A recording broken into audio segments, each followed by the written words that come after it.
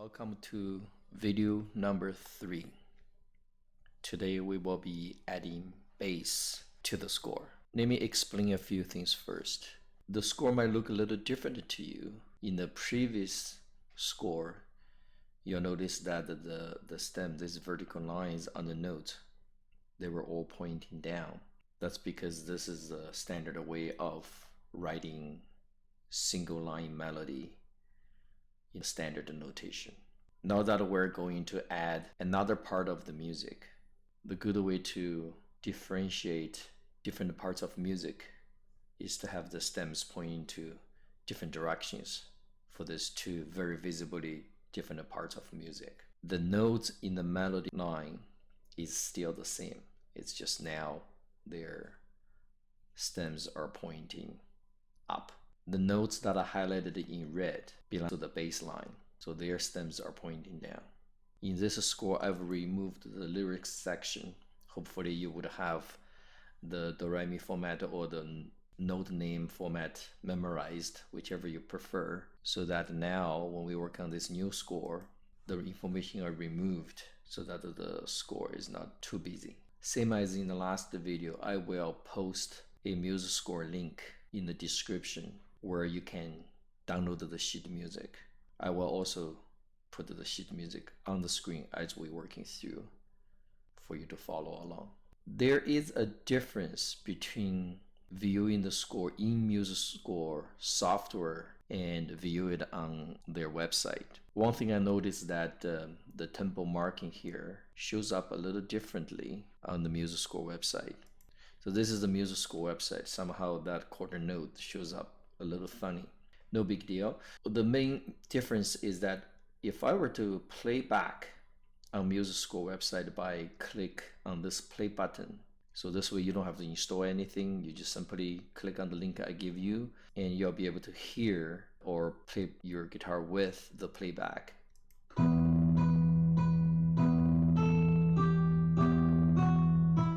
As you can see on music score website, when you click on playback, the indicator that helps you to follow along with the music highlights one bar at a time.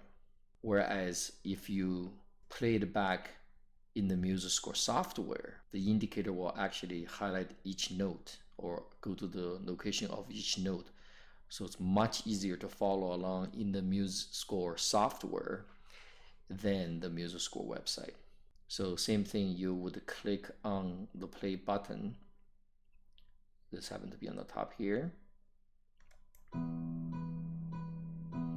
You see how it highlights one note at a time instead of one bar at a time. Another thing I wanted to show you is that on the music score website, if you wanted to slow down as you were practicing with the music here, if you wanted to slow down, you can simply drag this metronome sliding bar. So now I'm changing it to about 80%. And I'll go back to the beginning. Start. So you can hear it slower. If you do that on the music score software, you can simply double click on the tempo marking that I wrote here. Say we want to change it to 80% and press escape. There you have it. So you can click on the rewind button to go to the beginning of the score. So this is the play button. It's also the stop button. So you can click to play, click again to stop, and you can also use the space key on your keyboard. You can also jump to the sections where you wanted to work on to start the playback. So for example, if I want to go to bar number 7, I can simply click on a note. So this is bar number 5, this would be 6, this would be 7th. And I click on a note in a bar and I either hit the space bar on your keyboard or click on the play button. The playback will start from there. So anyway, if you wanted to play the music score file in the music score software, you can simply download the software on music score website. It's a free download. You can install the software and then you can click on the download button here to download the music score file. And once you downloaded the music score file and opened it in music score software, then you can do playback. You can also modify the notes, add your own variation or improvisation to it. The file is created for you, so you can do whatever you want with it. To download the software, you can simply go to Music Score website homepage and follow the downloading instruction and install your software. I hope you're doing well with the exercises in the first two videos. We are recording this so that if you have completed the first two tasks, then you can move along to continue studying this piece.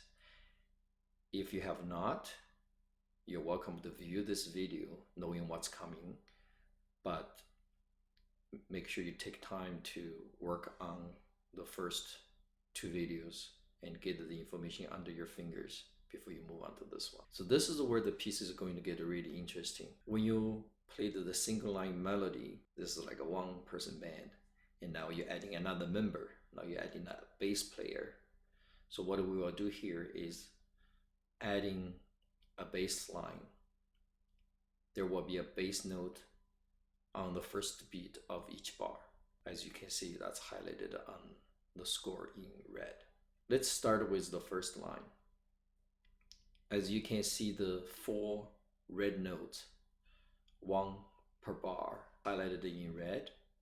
And I'll show you where the note is. It's quite simple. It is the 6th string, the bass string, the lowest bass string we have in standard tuning.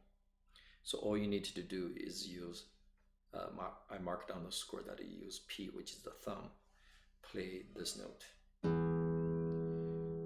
which is just the open string of the 6th string. That's all it is. The tricky part, however, is to play the bass as you're using the A finger to the ring finger, or the ring finger to play the melody. So it's gonna go like this. So 2 notes together. So what you can do now with this is, as we're playing this first 3 notes of B, B, B, or me, me, me, depending on the method that you prefer to use to follow along with the music. So now we're just gonna add this bass note, go with it. The note value is a dotted half note. You don't have to worry about it. All it means is to have this bass note sustain the entire bar. So don't put your thumb back to stop it. So don't do this. Right, you want this bass note to sustain, so it sounds like this. So the first bar is, second bar, third bar, and then the fourth bar. Or if you had used the alternative fingering. Okay, so first line is pretty straightforward. Just get used to play 1, 2, 3, 1, 2, 3, 1, 2, 3. You can add this open string exercise to your practice. Hopefully you can see my right hand fingers here. So thumb and ring finger. 1, 2, 3, 1, 2, 3, 1, 2, 3. Okay. Second line starts with bar number 5 and 6. We're still using the bass E string as our bass note. So bar number 5, now that we were here on bar 4, so bar number 5, we're going down to 12th fret. So we're gonna go slide down. 1, 2, 3, 1, 2, 3. I forgot to mention this on the first line. When you see on the score there's a number in the circle, that means the string. So the first note or first the bass note in the score, you saw that has the number 6 in a circle. That's the 6th string, and also marked with 0, meaning it's an open string. We're not using any left-handed fingering. Now if we look at the bar number 7, it marked with 5 in a circle, so that's the 5th string, and it's also open string with a 0 marking beside it. So here we're going to go, now we're on the C with the 4th finger, so we're going to go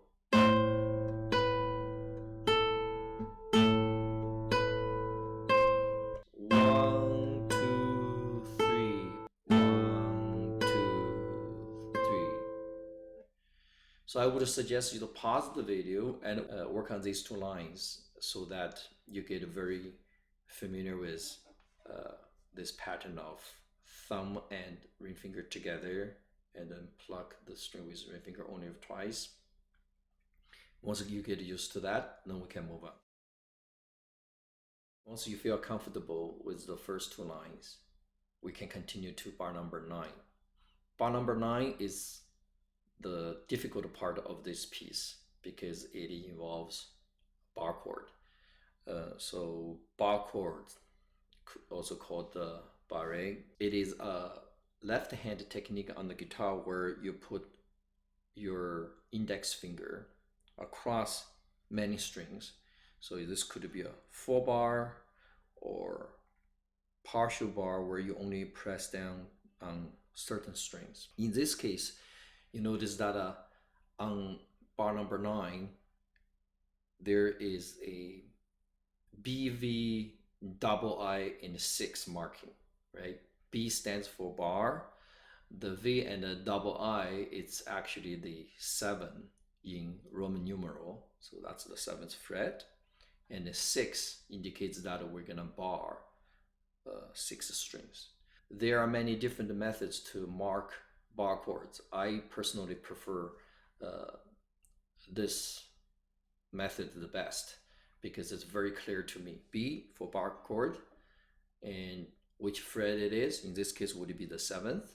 And how many strings do I bar? So in this case, would be 6 strings. Bar number 9 looks like this. So we will need the B over here, the bass note in red. It's a B. It's marked with a 6 in a circle. That's a 6th string. We're using the first finger. And you also remember the blue note, the higher note. That's also a B. That in the last video we played with first finger, and with 2 notes marked with first finger. And that is a clear indication of you need to bar this. Now, when you play bar chord, most people like to squeeze between index finger and the thumb. And that is not a good way to do it because you'll get really sore here and sometimes cause injury if you do that for a long period of time. So first of all, let's analyze. We only need this note on the 6th string and this note on the 1st string. So my bar chord does not need to be a completely 6 string bar where you hear all notes clearly. I could actually arch up my finger so that I only hold down to the 6th string and the 1st string. So this note is clear. This note is also clear. Everything in between could just be not as clear because I don't really need to put attention on it. That's one way of doing it. It's actually highly suggested you do that so that you don't hurt your fingers this way, especially when you're learning the bar chord. Another thing is, pianists play piano, they play with the shoulder and the arm and everything, not just the fingers. So the weight of your arm comes down to the keyboard. That gives you a good volume as it is. So here with the guitar is the same way. The weight that your arm comes up to the string is enough to hold the strings down. I'll show you that. I'm not even going to use my thumb. Right? So it'll be good enough. So this is the practice you have to work on, how to use minimal effort to produce a clear bar chord. Now, I'm not saying you don't use thumb at all. Thumb is good at the back of the neck for stability. So in bar number 9, we have the bar chord. And naturally, the next note you would want to use the second finger, but we're going to use the third finger because later on this second finger has another job to do. So bar number 9.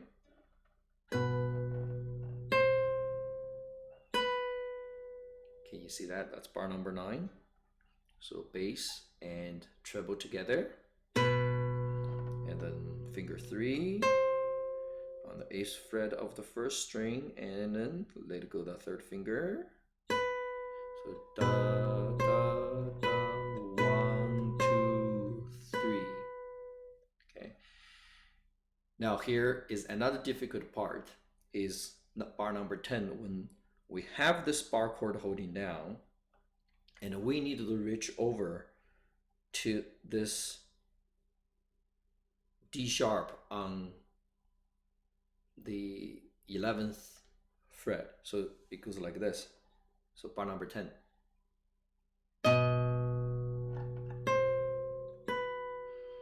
So this stretch, if you have a hard time doing that, you could cheat a little bit by letting go the bar chord on this section of it. So you can hold down the beat up here at the 6th string. You can do this. Right? You can do.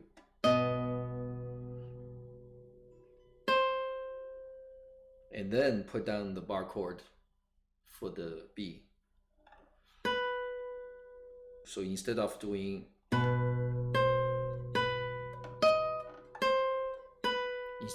that, what I will do is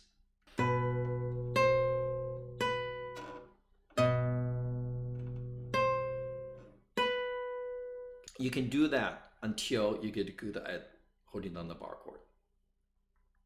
This will take time. It does not come in one day if you have not practiced bar chord before. So do this slowly and don't hold the bar chord for a long period of time. If you were trying to figure out the fingering, I usually suggest people just keep your finger there, but I'm not putting down pressure on it, so that I can figure out my fingering. When I'm ready, I will put on pressure and then do the notes. Otherwise, you could really have a problem with your hand. So the key is practice slowly and don't hold the bar chord for a long period of time. Just try it. If it's not clear, don't worry about it. Keep on working on it every day, and then you will get it.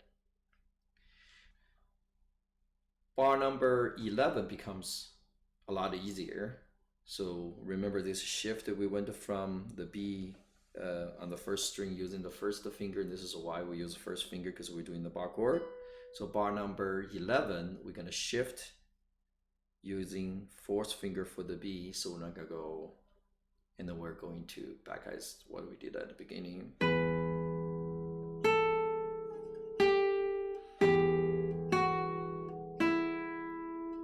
Right, so we're still on the 6th string here. Now bar 13 is also a B. It's this B on the 5th string. See? Okay, so bar 13, you're gonna put the first finger. So as you move your 3rd finger to the F sharp, use the 1st finger to the 2nd fret of the 5th string. I marked that on the score. And then you're going to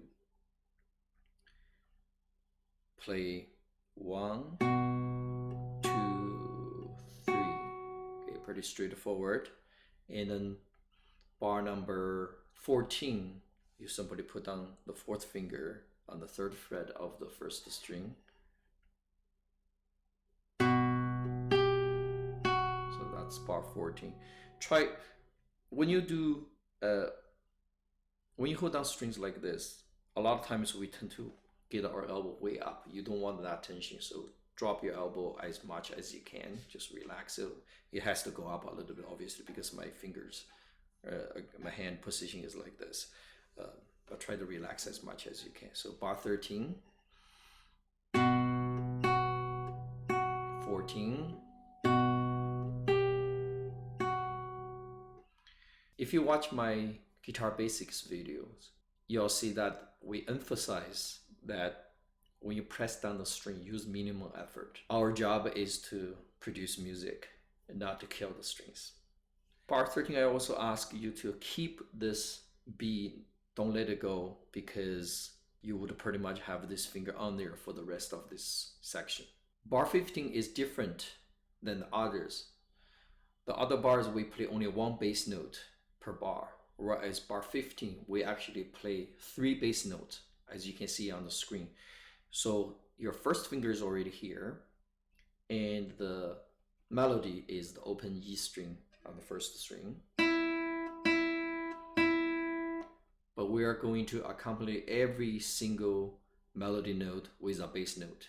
So first one is going to be the second finger on the 4th string, and this will be on the 2nd fret. So first E with, this is also a E note, just an octave lower. And then the next note would be this B that we played on the second, and the second note would be the B on the 2nd fret of the 5th string. And then the 3rd bass note is this G that is on the 3rd fret of the 6th string. So it goes like this. If I were to remove all fingers to show you individually, would it be,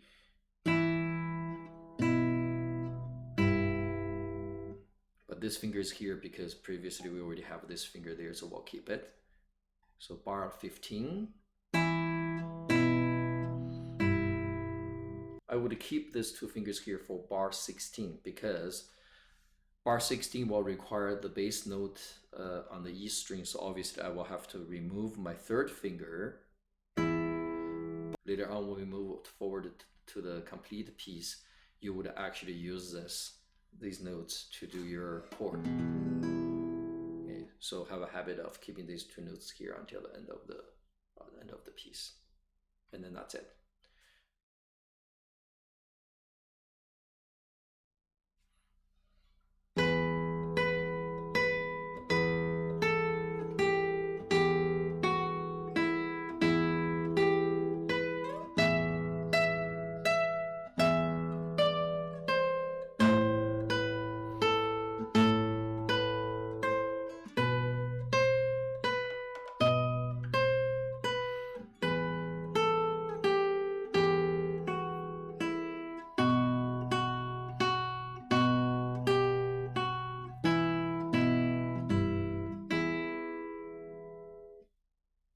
Next video we will be adding the middle voice. Thanks for watching. See you.